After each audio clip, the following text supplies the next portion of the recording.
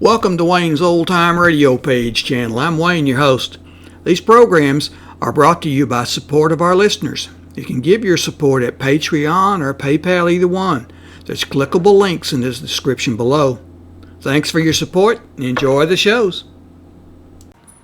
If you'd like for me to get you a shout out, there's a link to PayPal in the description below. Leave us a donation. We'll get it up here for you. Just tell us who you want it to. You, a friend, a girlfriend, a wife, spouse, whatever. And we'll get it up here. This is Orson Welles, speaking from London.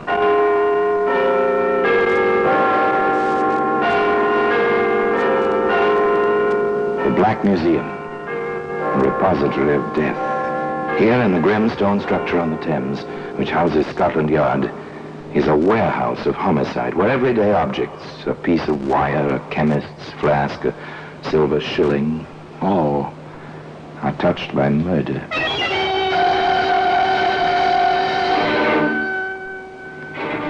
Here's a bathtub. It's a familiar object. This is an old-fashioned one, a ball and claw-footed bathtub without plumbing connections. It's kind our fathers and mothers knew about. Into this they poured the Saturday night water by hand. Some liked it cool, others liked it hot. There we are, dear. Is that hot enough? If you think so, darling. Oh, you're the sweetest.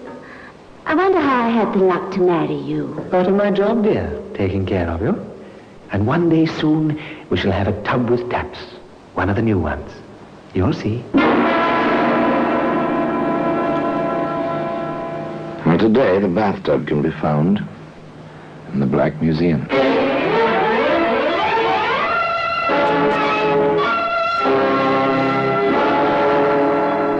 From the annals of the Criminal Investigation Department of the London Police, we bring you the dramatic stories of the crimes recorded by the objects in Scotland Yard's Gallery of Death, the Black Museum.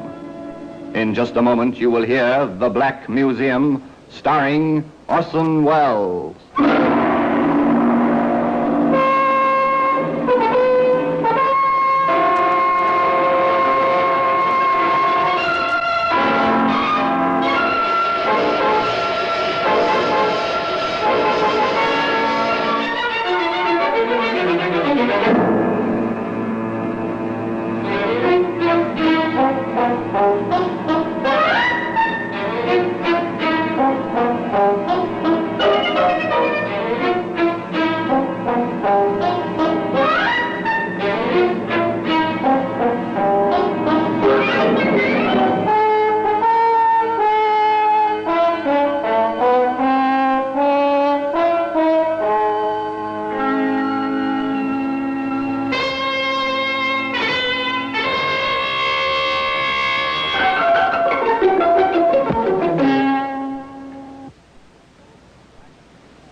Now, The Black Museum, starring Orson Welles.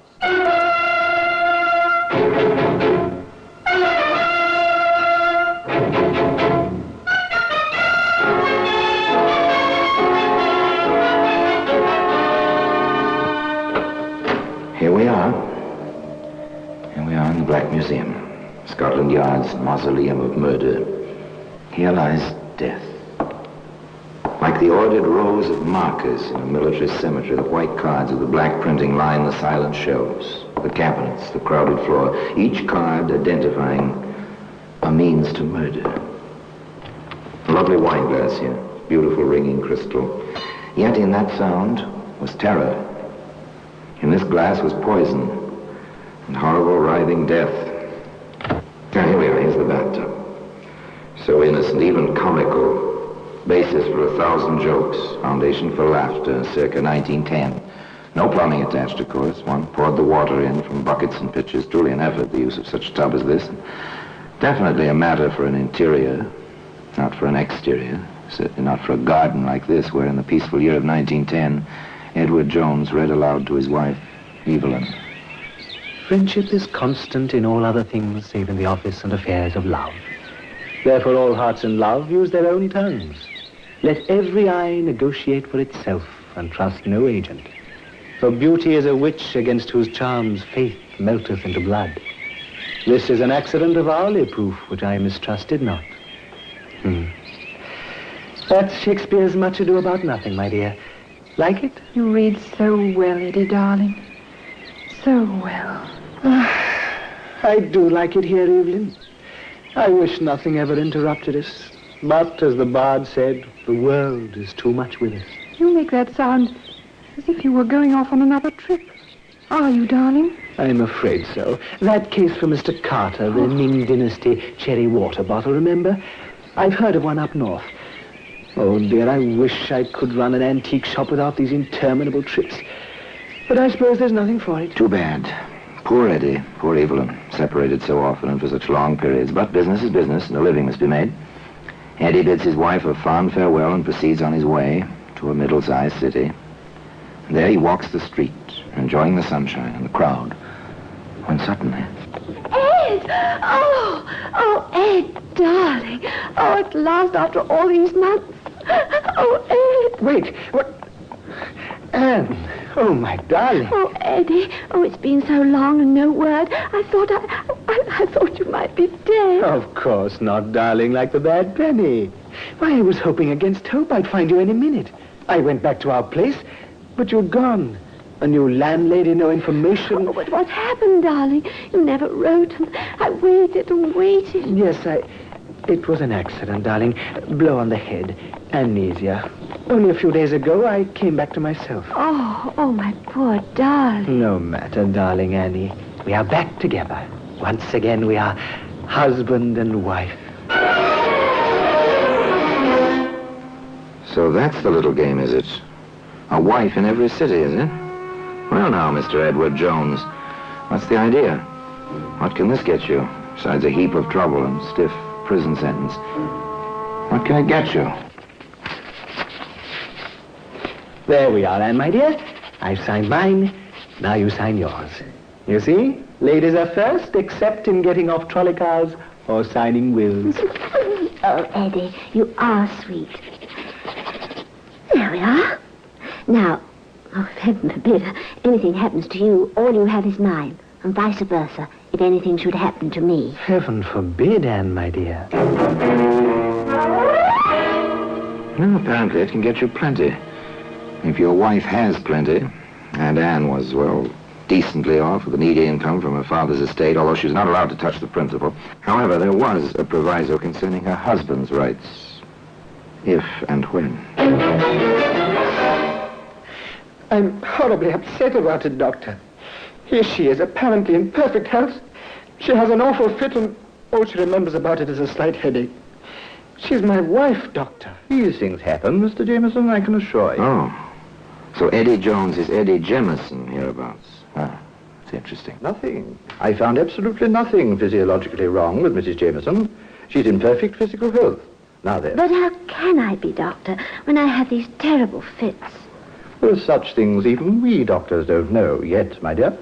Such as the reaction of the human mind to great stress. And you've been through such stress with Mr. Jameson missing so long. But what can we do about it, Dr. Margetson? Oh, just rest, relaxation, quiet, peace. Most important, relaxation. Now, I'll prescribe a mild sedative each night before sleeping. So simple, so easy, so diabolical, and so considerate. No, Anne, darling, you mustn't even fetch your own bathwater.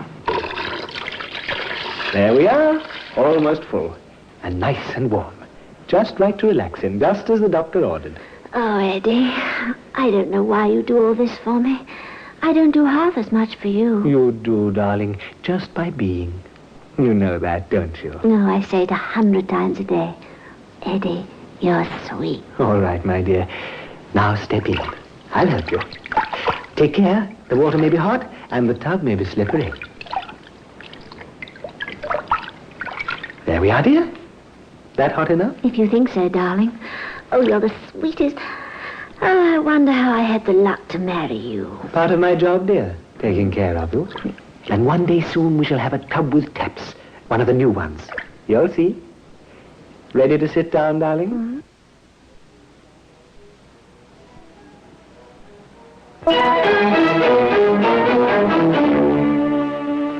Quite made a pair of lovebirds, Anne and Eddie Jameson Jones. No wonder the poor fellow could hardly contain himself some 30 minutes later. I went out for a minute to make the tea. Doctor, how could she go so quickly? It is strange, but certainly an accident. I barely turned my back, just put some water on in the tea kettle. And when I returned, there she was, floating face down in the water. Doctor, can't you help her? Calm yourself, my boy. Your wife is past help now.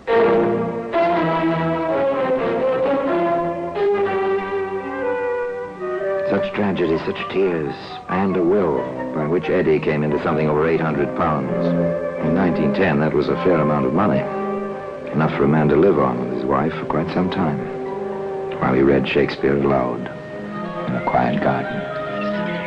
Shall I compare thee to a summer's day? Thou art more lovely and more temperate. Rough winds do shake the darling buds of May, and summer's lease hath all too short a date. Evelyn, how you stand for me for all my absences, I hardly know. I suppose I love you, dear. You are nice. And you're a good provider. So until you come back, I'm always content to wait. Go on. Read some more, darling. Yes. Yes, of course. Nor shall death brag thou wanderest in his shade, when in eternal lines to time thou growest. So long as men can breathe or eyes can see, so long as... Nor shall death brag, the young man read aloud, but where were his thoughts? On his next trip? On the story he would invent? And which story? To which woman? His ever-faithful Evelyn, or young Libby, whom he took to wife some 2 months later? So this is the bride, Mr. Jameson. This is Mrs. Jameson. Isn't she lovely? Oh, Eddie, stop it. We're only married a few hours, and you're embarrassing me already. My deepest apologies, darling. Are our quarters ready? Oh, they certainly are. I'll let my boy help you with the bags. It's not every night we have a bride and groom in this house, you know. No, not every night. This promised to be eventful indeed, particularly if you knew Eddie Jameson Jones. Oh, Mrs. Grundy. Yes, Mr. Jameson? I hate to bother you, but could we have enough hot water for a warm bath? My wife hasn't been well. Some kind of spell, almost a fit. Took her to a doctor yesterday. Oh, dear. And so young she is. Nothing serious, just needs relaxation. That's what the doctor said. She insisted on going through with the wedding, even though I thought it might be better to postpone it. So a good warm bath. Nothing quite so relaxing, is there? I'll set the fire going right away. You shall have all... Ah, yes. Aria da capo. To repeat the theme, this time with a variation. And the variation was a bag of tomatoes.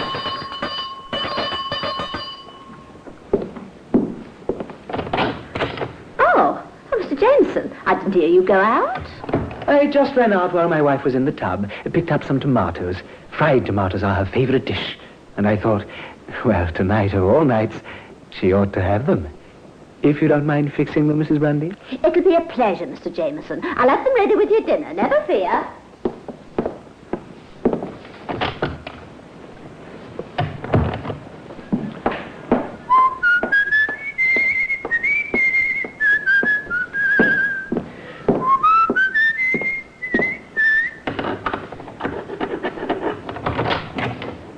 It's me, Libby, darling. I'm back.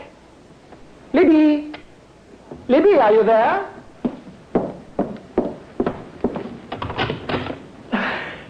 Good heavens! Mrs. Grundy, help! My wife! My wife is floating face down in the tub! She's dead! My wife is dead! And today, you can see that same bathtub in the Black Museum. In just a moment, we will continue with The Black Museum, starring Orson Welles.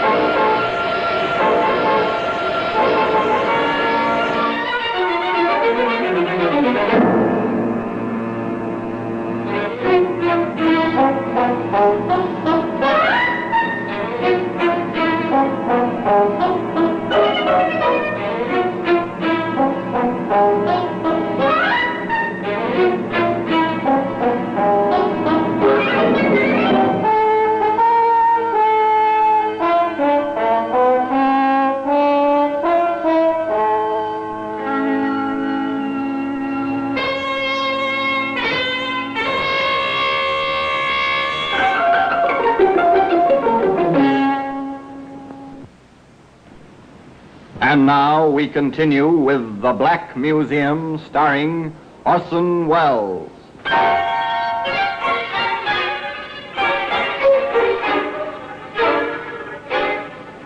Yes, the girl was dead, floating in the bathtub, face down, just as Anne before her. And Eddie, he was stricken, heartbroken as a bridegroom ought to be. My poor Libby. To die alone like that on her wedding night. So good, so sweet, so eager for life, and so in love with me. Even insured her life for me just before we married, as if she had a premonition almost. £750 insurance is a comfortable sum. Man and his wife can live in their garden quite decently with a sum like that for quite a few months in 1910. But it seems one can grow a trifle bored, even with a garden and Shakespeare. How do you feel now, dear? A slight headache, that's all. It'll go away. Evelyn, you've got to go back to the doctor or find a new doctor. A slight headache, that's how your fit started yesterday. No, he's not trying the same thing again. But he seems to be. Of course, he's had two quite successfully accidental deaths in his life so far. Perhaps the third? But that's not possible. Or is it? Almost ready, Evelyn? In a minute, dear. Better come while the water's hot. You know what the doctor said about relaxing? Hurry now, darling. It's steaming, but not too hot. All ready, dear? All right, dear. There's not that much hurry. Oh, dear. Who's that now? Wait for me, darling. I'll help you get in. The tub may be slippery. One day we'll have a modern tub with taps and hot and cold running water. You'll see. Now, don't try to get in without me. All right, dear. I'll wait for you.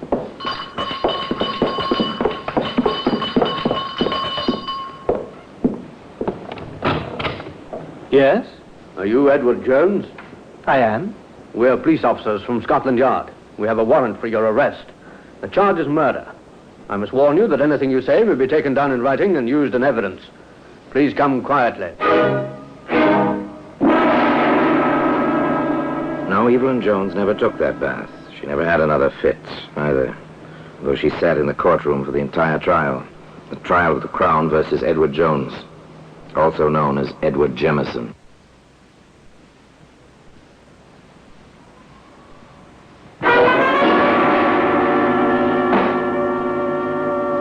May it please your lordship, gentlemen of the jury, this is a peculiar case. No one saw this man commit the crime of which he stands accused. Yet every circumstance, every bit of evidence points to the fact that this man stands justly accused and deserves proper punishment. Now, in the course of this trial, you will hear many things about love, about coincidence, about accidental... Oh, yes, they heard many things, that jury, sitting so stiff and serious-minded in its box. Not the least was the opening of the famous defense counsel who held a brief for Edward Jones, also known as Jemison. Nor will we deny that this man may have married bigamously, but he did love these poor women, and it was a far, far better thing he did in marrying them than to lead them astray and then leave them alone with remorse, as so many men have done before him. We deny that my client killed these poor women. We claim only that he was the victim of a set of circumstances and the interference of a busybody. Yes, a male busybody. A male busybody? Well, perhaps. But how could a policeman, in the proper course of his duty, fail to check on so obvious a coincidence? Yes, sir. We had a letter at Scotland Yard from a Mr. John Curtis. What were the contents of that letter, Sergeant? Mr. Curtis had noticed a brief announcement in the newspapers regarding the death of a young woman, a bride, by drowning in the bathtub. He wished to call our attention to a similar accident some time before. In both cases, the name was Jemison. You saw this letter yourself? I did. Is this the same letter? It is, sir. I offer this letter in evidence, your lordship, as Crown Exhibit A. It went on like that, slowly, carefully, plugging all the holes as they went along. The details of a routine police investigation which suddenly had become a little more than routine. Sergeant Mason, when you visited the scene of the first drowning, what did you learn? That the man known as Jemison had mentioned 2 wills, one by himself in favor of his wife, one by his wife in favor of himself. We checked the files of the probate court. The latter had been probated. We called on the lawyer involved. He had a copy of the other will. The man known as Jemison, the deceased, had quite a bit. And when you visited the scene of the second drowning, Sergeant? We learned that the man known as Jemison had mentioned an insurance policy in his own favor. We inquired of all the insurance companies and found the records. He had received some £750 following the death of the young woman. The first point established, motive, money. Over 800 from Anne, 750 from Libby. Almost £2,000 in all. That's a substantial motive. Questioning of Sergeant Mason went on. Now, in the matter of tracing this man Jameson, what did you do? Just routine, sir. We checked the mailing address at the insurance company and found it to be the same as the house where the second woman had died. There, we discovered a forwarding address, a postal box. We covered that box. I watched it myself, sir. And when this man known as Jemison came to open it, I followed him. He went first to an antique shop, then to his home. Having located him, I made some quiet inquiries and learned that he was known as Edward Jones. Now, that evening, having communicated with Inspector Wilson at the yard and having received a proper warrant, we placed him under arrest. Very good, Sergeant. Now then, when you called upon Edward Jones, what did you find? The woman who claimed to be his proper wife was waiting upstairs, sir, for him to help her into a hot bath. One further question, Sergeant. Is the man you arrested in this courtroom now? Yes, sir. He is the prisoner in the dock, sir. Thank you, Sergeant. Thank you very Oh, much. they'd been very thorough, all right. They had almost everything. They called Dr. Margetson, for instance. Dr. Margetson, when you first saw Anne Jameson, what was her complaint? That she'd been having fits and not remembering them. Did she tell you this herself? No, her husband did. He was quite insistent on it. Did you find any symptoms of illness, sir? I examined the woman very thoroughly. I found nothing. But that situation is not uncommon in certain types of epilepsy. Now then, Doctor, when you were called to the house on the evening of June the 3rd last, what did you find? The woman I had examined was floating face down in the warm bath and quite dead. The husband was extremely hysterical. I treated him for shock. Did you sign this death certificate? Yes, that's my signature. What is certified as the cause of death? Accidental drowning. We offer this certificate in evidence as Crown... They had the landlady who knew Libby Jemison, too. She testified, simply. Oh, yes, sir. He moaned about the insurance policy. Cried all night, he did. Bit by bit, piece by piece, motive, opportunity, proof of death by drowning, medical evidence. But one great piece of the puzzle remained, as the distinguished counsel for the defense asked. Wormlud is the proof that these 2 regrettable deaths were anything more than coincidental accidents. Wormlud is the witness who saw my client hold these poor women under the water, or administer sedatives which caused them to faint in the water, or in any way contribute directly to their miserable death. There was no witness. But there was a Scotland Yard inspector with a demonstrable theory. If it please your lordship, 3 bathtubs have been entered in evidence as Crown Exhibits C, D, and E. Inspector Maurice Wilson of Scotland Yard has a theory which he wishes to demonstrate as a witness, and he requires the assistance of an expert. My lord... The inspector took the stand, was sworn in. Then, to the amusement of the spectators, a young lady in bathing dress, testified to as an expert swimmer, was introduced into the proceedings. One of the tubs was filled with water, warm water. At this point, the prosecutor stated, For the assurance of the court, we have a doctor in attendance. Now then, Inspector, if you please, you may leave the witness box and proceed with your demonstration. Thank you, sir. It is our considered theory that the murders were committed as follows. You will remember that in each case, the prisoner reported he found his wife floating face down.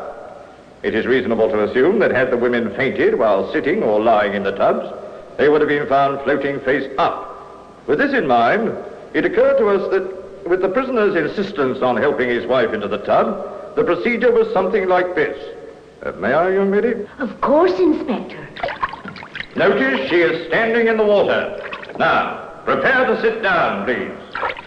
Observe that she bends forward, grasps the side of the bathtub. I seize her ankles thus, and she falls forward on her face. Doctor, please, Inspector, get her out of that tub. The girl, contact. Get her out. spill and she drowns. Some hours later, the jury reported. We have reached a verdict, my lord.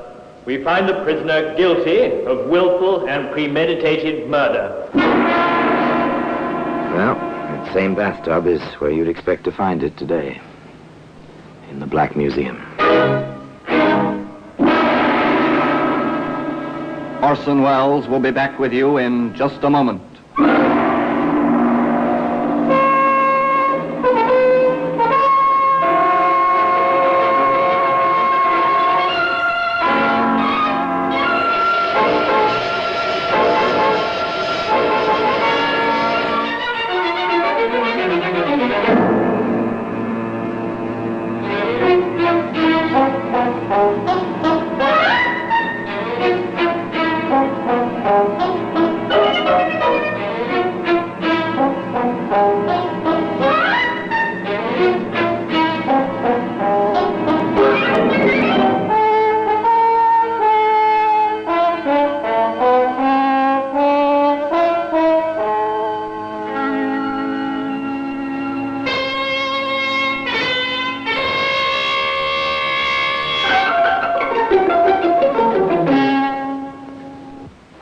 Now here in person is Orson Welles. Eddie Jones, in spite of his common name, was an uncommon man.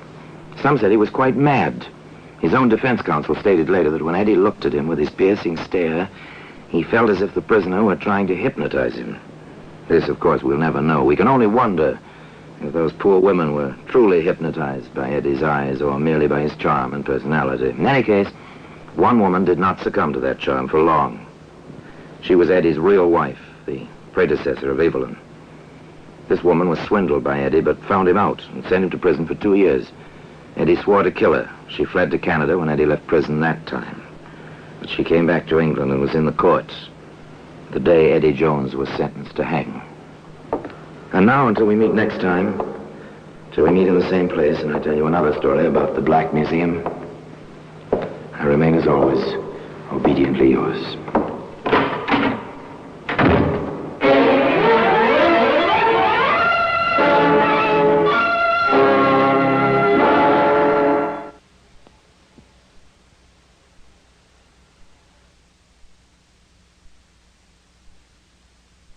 These programs are brought to you by support of our listeners. You can give your support at Patreon or PayPal, either one. There's clickable links in the description below. Thanks for your support and enjoy the shows.